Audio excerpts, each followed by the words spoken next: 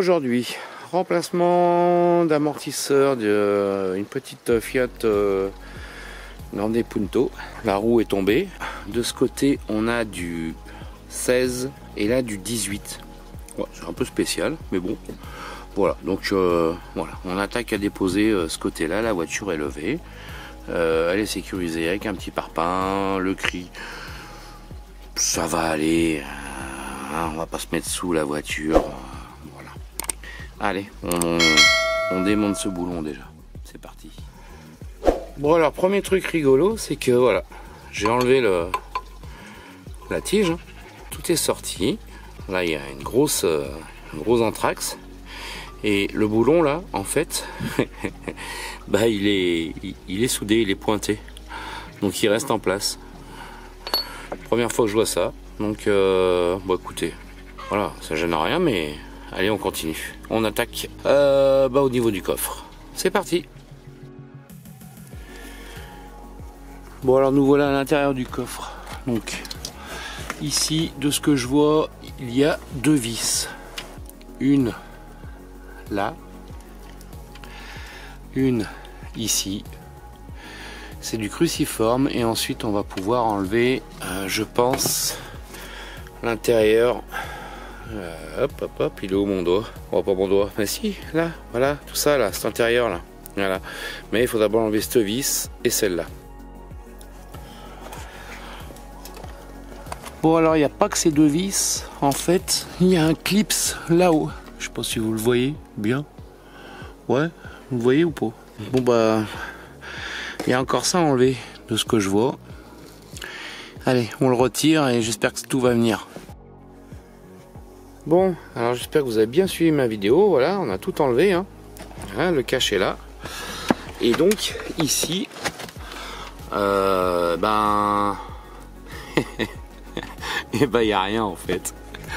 C'est la première fois que je vois que il n'y a pas besoin de démonter l'intérieur.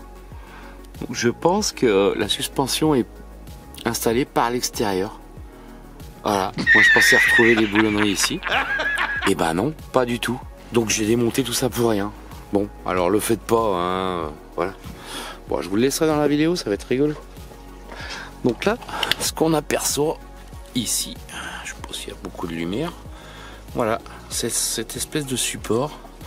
Alors je pense que c'est ça qui tient l'amortisseur. On va démonter tout ce cache là. Et on devrait avoir accès à la boulonnerie qui doit être derrière ce support et à l'extérieur de la voiture. Bon, écoutez, première fois, première expérience, pourquoi pas. Alors voilà, après bien des galères, j'ai réussi à enlever ça. Alors il y a des vis, il y a de la colle, il y a des clés, des vis avec des clés, enfin des douilles de 10. Il y a des vis, alors j'ai trouvé du torx, j'ai trouvé du cipan, j'ai trouvé du... Donc je pense que la voiture elle a déjà été démontée, hein, on est bien d'accord. Mais voilà, là on arrive à ce qu'on veut. Donc je vais défaire ces deux têtes là qui ont en plus c'est de la clé spécifique. Bon, ça je devrais avoir et l'amortisseur devrait sortir. Et ben c'est parti. Bon alors pour ceux qui veulent se lancer, à savoir c'est du E14, voilà, avec ces empreintes là. Et c'est un peu spécifique. Et donc la clé c'est E14.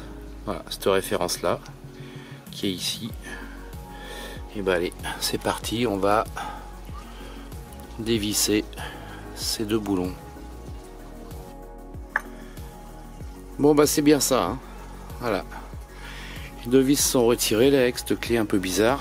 Et maintenant on se retrouve avec ça, ce support là en alu, tout becté, tout pourri. Et maintenant il va falloir défaire cette vis là et remplacer l'amortisseur. Bon alors, pour défaire cet écrou, il vous faut absolument une clé à pipe de 14 percée, parce qu'ensuite il vous faut maintenir l'axe avec une calette de 5. On met la clé à laine de 5, on tient la clé à laine de 5 et on desserre. D'où l'importance d'avoir une clé à pipe, mais creuse, percée. Et donc on démonte le haut de l'amortisseur. Voilà ce qui est fait pour moi. Allez, on va remonter le nouveau.